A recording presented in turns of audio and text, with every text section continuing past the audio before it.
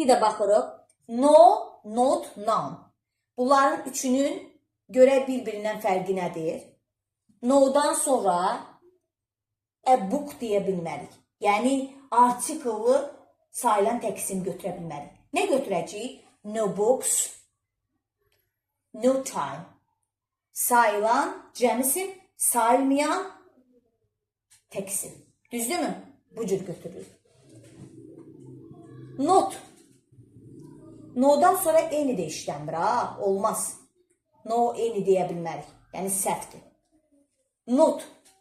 Notdan sonra isə sayılan təksim götürə bilərik. Yəni, sayılan təksimin vəzifəsini not icra edir. Yəni, necədir? Not a book. Məsəl üçün, notda da elə bir ki, əksidir. Notebooks deyə bilmərik. Not time deyə bilmərik. Mümkün deyil.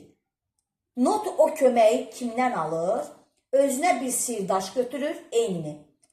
Enini götürür və həmin o cəmisini sayıla bilməyən ismi qəbul edir. Məsəl üçün, götürür, deyirik. Not any books. Not any time. Düzdürmü? Bu cür işlədə bilərik.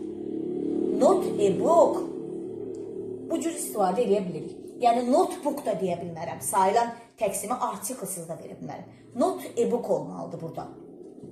Sonra gəlir noun. Noundan sonra isim işlədə bilmərik, uşaqlar.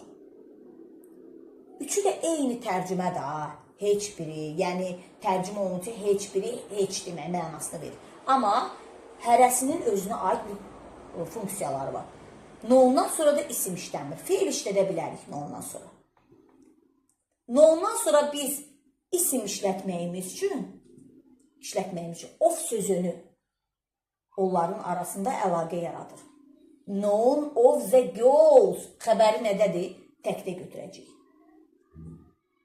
Başa düşdünüz burada? Alright, okay.